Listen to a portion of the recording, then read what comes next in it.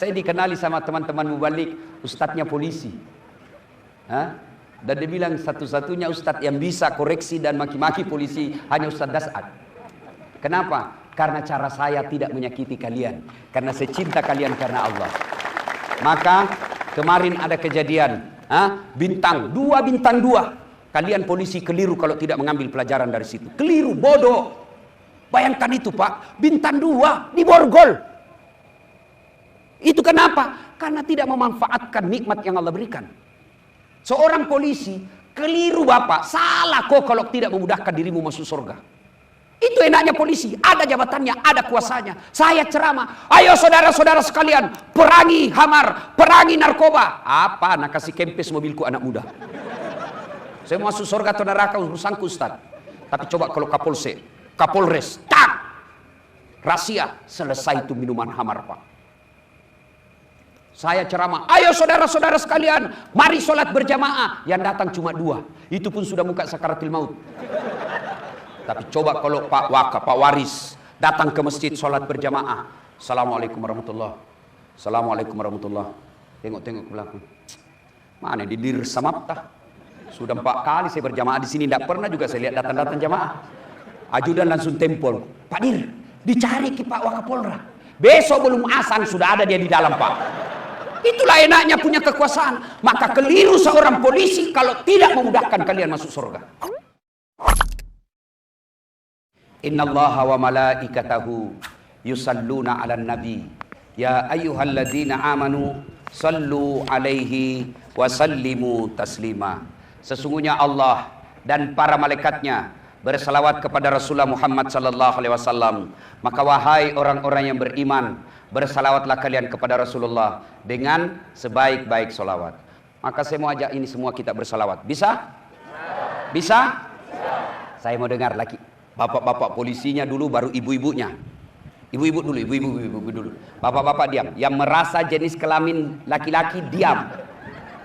Ibu-ibu dulu. Ayo Bu, jangan malu, jangan mau kalah sama suami. Ayo salawat Bu, bareng-bareng. Salatullah. Kencang Bu, kencang. Yang di sana, ayo. Ala toh Rasulillah. Salatullah salamullah ala Yasin. Nilainya 8,5. Inilah ibu-ibu Pak, memang tidak bisa kencang suaranya. Itu namanya tadi sahdu. Suara begini yang kasih nafsu laki-laki. Bu, makanya kalau nak telpon ko komandanmu, ada dek poluan. Kalau dia telpon ko suaminya komandan, ditelepon ko komandanmu, ditelepon ko bosmu, jangan mendayu-dayu. Assalamualaikum dek. Waalaikumsalam komandan. Caleda. Kenapa begitu? Di mana dek? Di kamar aja komandan. Bagaimana suaminya orang tidak kelepak-kelepak? Coba kalau aku tegas. Assalamualaikum dek. Waalaikumsalam. Lagi di mana dek? Di ruangan Pak. Ada apa? Apa tanya-tanya? Oh, enggak ditelepon lah. Kau besok. Ini waalaikumsalam. Caleda. Hei. Ya. Ibu-ibu diam. Kita dengar ini bapak-bapak. Jangan mempermalukan kesatuan bos. Apalagi kalau banyak berimob di sini, jangan kasih malu berimob bos. Kemarin kalian ulang tahun, jangan kolobet-lobet ya, salawat. Ayo. Saya tahu kasihan ini berimob ini kan gelap-gelap kulitnya Pak. Karena selalu kena matahari. Yang lebih parah lagi kadang-kala uang anunya kasihan itu, uang makannya dipotong juga. Kasihan juga kan. Kenapa kok saya Pak kasih tahu kataku, kok kasih tahu komandanmu toh? Dan bilang sebenarnya itu tas 50.000 satu dos, cuma tinggal 15, kasihan. Bagaimana mau kuat lari? Kau potong lagi sudah sedikit, kau potong lagi. Nah apa jatahnya ini berimob kau dong beda kalau di narkoba apa bu? Banyak sepet-sepet toh. Simsus, dirlantas banyak semua itu sepet-sepetnya. Kalau berimob kau dong siap-siap Pak, siap-siap. Jangan aku lagi potong-potong kasihan honornya. Kabaran sedikit gitu. Ya toh? Jantung kuliah bosmu. Saya mau kuliah. Bari komandan-komandan yang suka potong honornya anggota, lalu dia bawa ke rumahnya, dia kasih makan anak istrinya. Dengar kau baik-baik, kalau kau kasih makan itu jatahnya pasukanmu kepada istrimu, maka anakmu kepala batu. Istrimu selingkuh. Pas kau pensiun, kan bayangkan kalau kau potong gajinya anak buahmu, dan sumpahi kau itu. Dia tidak di depanmu, tapi dia bilang, makan kau sampai jatuh lalu kau, mati kau. Iya toh? Begitu dia pensiun kena stroke.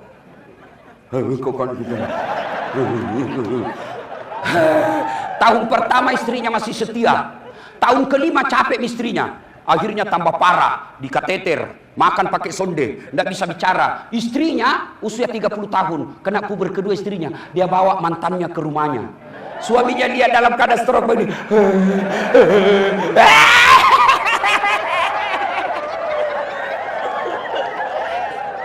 Yaudah bos, ini gaspol atau rem-rem? Gaspol atau rem-rem? Kau bilang enggak? Kau bilang memang enggak? Jangan kau marah. Jadi, ayo, ibu-ibu diam, bapak-bapak lagi. Ayo, sholawat bareng-bareng Pak. Sholatullah, salam, keras, ala Rasulillah, sholatullah, salamullah, ala Yasin. Masya Allah, nilainya 9,5. Diam kau semua, diam kau. Kita dengar ini lagi komandan-komandan. Ya apa lagi kita kerja ini? Pak Wakapolda dengan PJU. Cocok nih PJU. Ya kita dengar, kita. Ayo. Diam kau, diam. Lihat memang kau semua. Ayo, Jenderal, kita pimpin ini semua kombes-kombes dan teman-temannya. Ya, sholatullah, salamullah ala toha Rasulillah, salatullah, salamullah ala Yasin. Masya Allah, nilainya 9,9. Pak Wakapolda tahu belikan nggak tiket? Kalau enggak, kurangi nanti honornya. Jangan salah bos, beliau itu bintang 1, tapi anaknya hafal Quran sudah hampir 6 juz. Dirlantas, belum jenderal, tapi anaknya juga hafal Quran. Kau berada penipu. Apa? Karena semua mau kau tahu. Oke. Ibu bapak, saudara-saudara sekalian yang saya hormati. Nabi pernah bersabda, dalam dirimu terdapat segumpal daging. Ada juga ulama menerjemahkan segumpal darah. Dalam dirimu semua nih, ibu bapak semua nih, saya juga. Terdapat segumpal daging. Yang apabila segumpal daging itu sehat, sehatlah seluruh anggota tubuhmu. Tapi jika segumpal daging itu rusak, sakit, sakitlah seluruh anggota tubuhmu. Sahabat bertanya, apa gerangan segumpal daging itu? Nabi menjawab, dialah qalbu, hati. Berarti pengendali utama bapak-bapak polisi, ibu-ibu polwan, ibu-ibu bayangkari, baik sifatnya atau tidak, bagus akhlaknya atau buruk, tergantung dari hatinya. Kalau hatinya baik, insya Allah jadi komandan akan melindungi. Kalau hatinya sehat, tutur katanya bagus, kehadirannya dirindukan orang. Tapi kalau hatinya sakit, pangkat jabatannya tinggi, tapi tidak ada orang di sekelilingnya yang senang. Kalau hatinya sakit, jabatannya justru merugikan orang banyak. Kalau hatinya sakit. Sekarang tuan-tuan, ibu-ibu, saya mau tanya, hatinya sehat atau sakit? Cepatnya sehat. Bapak-bapak sehat atau sakit? Sebelum bapak jawab sehat, tahu dulu mana itu penyakit hati. Tahu dulu, bapak, apa sih namanya kalau di penyelidikan? Ditahu dulu, kumpul dulu, apa-apa itu buktinya, apa barang bukti ada di lapangan. Sudah itu, bapak cocokkan, oh ini pasal yang cocok. Penyakit itu banyak pak, kita harus tahu dulu. Sudah tahu, kasih cocok nih, oh saya nak kena ini, oh saya 3 nak kena, saya 4, oh saya kena semua. Sudah itu, baru obati. Nah, apa saja jenis-jenis penyakit hati? 1, sombong. Orang kalau sombong Pak, itu sepupu satu kali sama Fir'aun. Jeleknya itu sifat sombong, sehingga Allah mengharamkan Fir'aun masuk surga. Bayangkan, Allah haramkan Fir'aun masuk surga. Bukan karena dia rakyat jelata, bukan karena dia goblok, bukan karena dia jelek, bukan karena dia miskin, tapi dia tinggi pangkatnya, cakep, kaya, pengusaha, penguasa, tergabung semua. Lalu dia sombong. Akhirnya apa? Allah laknat dia, haram masuk surga, abadi dalam neraka. Fir'aun. Kenapa? Karena sombong. Allah laknat. Karena laknatnya Allah, meskipun kita tidak pernah lihat Fir'aun, sampai detik ini tidak ada satu orang polisi pun mau kasih nama anaknya Fir'aun. Ada bapak-bapak mau kasih nama anak Fir'aun? Wih, kasih anakmu nama Fir'aun, terkenal itu. Begitu jeleknya. Maka sombong ini jangan kalian miliki. Kenapa? Itu milik sifat Allah Al-Mutakabbir, yang maha sombong. Nah sekarang apa ciri-cirinya sombong Ustaz? Pakai sepatu mahal, pakai jam tangan mahal, pakai baju mahal, sombong? Belum tentu. Lalu kapan kau sombong? Apabila dua punya sifat. Satu, nganggap remeh orang lain. Dua, nolak kebenaran. Itu sombong. Ibu-ibu, pakai emas boleh enggak? Pakai berlian boleh enggak? Pakai, itu rezekimu. Tidak semua orang punya emas berlian.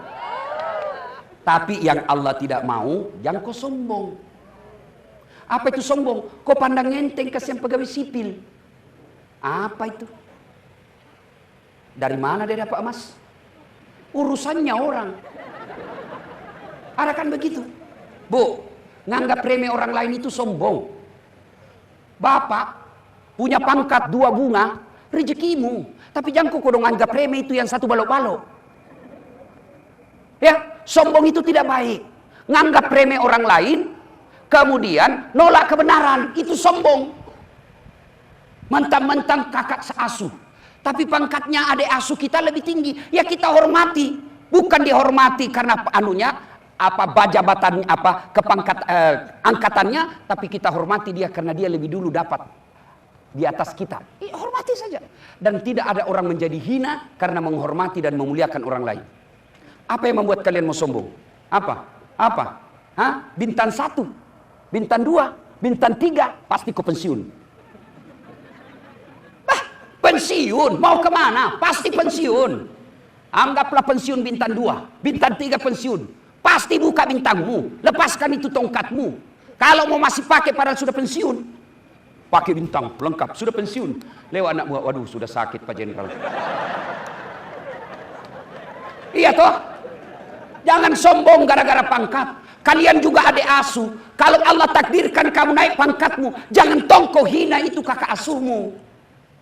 Apa yang kalian mau sombongkan dengan pangkat jabatan? Hilang, pasti hilang. Yang kedua, yang membuat orang sombong, ilmu. Ini ustadz ini yang banyak. Baru belajar agama 3 bulan, kayak dia panitia hari kiamat. Ada tong itu kuliah, modal jenggot, celana cingkrang, bicara Arab setengah-setengah. Ya akhi, afwan, ana al-faqir. Lama ke bahasa Arab kak kita di bahasa Indonesia aja ki. Kaifa haluk ya ukhti? Kullu nafsin sa'iqatil maut. Sudahlah, jangan kau sombong dengan ilmu. Nih, mau sombong das atlatif. Apa karena dia hebat? Tidak, karena ada penontonnya. Penonton saya di YouTube sekarang sudah 268 juta. Berarti saya bisa sampai di Polda sini bukan karena saya hebat, tapi karena apa? Karena ada yang nonton saya. Bayangkan kalau saya ceramah di sini 2 jam berapi-api, tidak ada yang nonton. Lewat Pak Jenderal, sudah lama sakit itu Ustaz. Iya toh? Apa yang kita mau sombongkan? Yang ketiga, jangan sombong. Yang ketiga sebabnya kekayaan.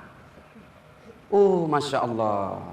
Saya nih Bu, dan umumnya orang, kalau ada dia suaminya tinggi pangkatnya, tinggi jabatannya, terkenal dia banyak duitnya, tapi dia penampilannya sederhana, itu jadi teladan. Dicerita tuh, kombes suaminya itu banyak uangnya, istrinya sederhananya kayak dia bukan orang kaya. Itu akan jadi gosip kebaikan. Ini baru, ini kau sama ini. Andai saja boleh nak simpan di jidat emasnya, nak simpan juga di sini. Sekali tulis lalu kok banyak emasku. Ya, jangan sombong karena pangkat, jabatan, kekayaan. Apa yang kita mau sombongkan dengan kekayaan? Kalau Allah marah, okelah tetap ibu bapak kaya. Tapi Allah marah, dititip penyakit dalam dirimu. Apa penyakit? Banyak duitnya. Tabungannya tawa 7 miliar pak. Tapi dilarang makan nasi. Apa kalau dilarang aku makan nasi? Saya saja pernah pergi ceramah di Roma. Tahu Roma ibu? 2 hari mak roti saja nak kasih makan kak. Saya bilang bos, saya ini orang Bugis, ndak mempan kalau roti, ndak goyang perutku. Carikan nasi. Tahu di Roma ibu? Itu Konawe Utara lewat kanan. Masya Allah. Baru 2 hari ndak ketemu nasi, pusing saya pak. Loyo. Gimana duit 7 miliar? Dilarang makan nasi, dilarang makan garam, dilarang makan gula, dilarang makan yang berlemak, dilarang makan goreng-goreng. Apa yang bisa makan? Ubi rebus. Itu pun yang warna ungu. Apa ini? Begitu dia ke dokter, apa kata dokter? Bapak ini selama dinas tidak pernah kena sinar matahari. Maka mulai besok bapak kelilinglah di komplek pak. Mulai jam 8 sampai kira-kira jam setengah 10. Bapak berjemur ya. Jalan-jalan. Jangan pakai topi pak. Jangan pakai baju. Pakai celana pendek saja pak. Supaya kena semua matahari. Dia jalanlah pak mulai jam 8. Nggak pakai baju. Pakai celana pendek. Nggak pakai sendal. Jalan dia berkeringat. Apa bedanya sama gembel? Iya toh? Jadi jangan sombong. Makin kaya. Makin tinggi jabatan. Makin cerdas. Tawadu, rendah hati, itulah yang dicintai oleh Allah Subhanahu wa taala. Allahu Akbar. Ciri-ciri orang sombong suka pamer-pamer. Itu disebut hedon. Nenek pakai tas. Orang cerita-cerita lihat, iya ada kucing, iya mirip-mirip singa di. Kau tahu saya pernah ke Singapura. Nah kasih baku sambung lagi tuh kucing dengan Singapura.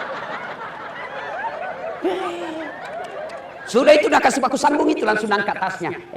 Ini tasku di Singapura ini dibeli. Kalau kau ndak bisa kubeli, suamimu baru berada. Ini kelakuannya semua ini. Biar giginya nakawak juga. Ada tuh itu istri polisi nakawak giginya. Apalagi karena dikawak giginya, napasa dirinya senyum. Beleng-beleng.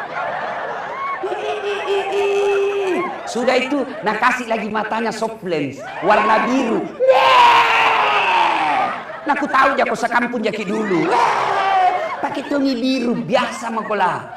Dia kasih lagi tuh alisnya tebal sekali yang panjang. Tak buka alisnya di pengantin bingung mako. Bagaimana cara dia dipasang lagi? Akhirnya apa? Panjang sebelah.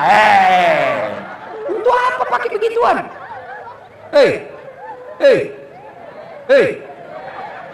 Sebenarnya itu polisi bakat awalnya baik.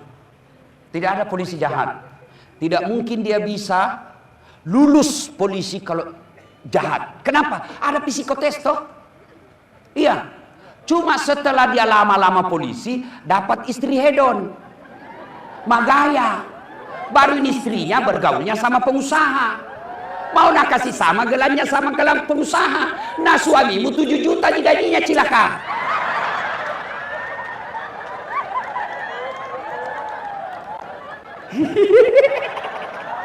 Allahu Akbar. Akhirnya apa yang dikasih polisi?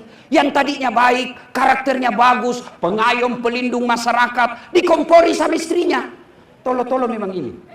Masa kau sudah kawak? Tidak ada. Itu baru jadi polisi 2 tahun. Gelang istrinya kayak pala sepeda. Itu anak buahmu itu. Cincinnya basahnya. Kamu ini kepala bodoh ini. Bayangkan suaminya dia bilang bodoh-bodoh. Domo ini bodoh memang tuh. Kalau saya kau kasih begitu. Ku ganti kau cilaka. Ada di sini takut sama istrinya? Jujur sama kau saja. Mana ada polisi tidak takut sama istrinya. Nah bilang temanku yang polisi, sebenarnya kita ini Ustaz tidak takut sama istri. Cuma ini istri ada masalah sedikit-sedikit melapor di istrinya komandan.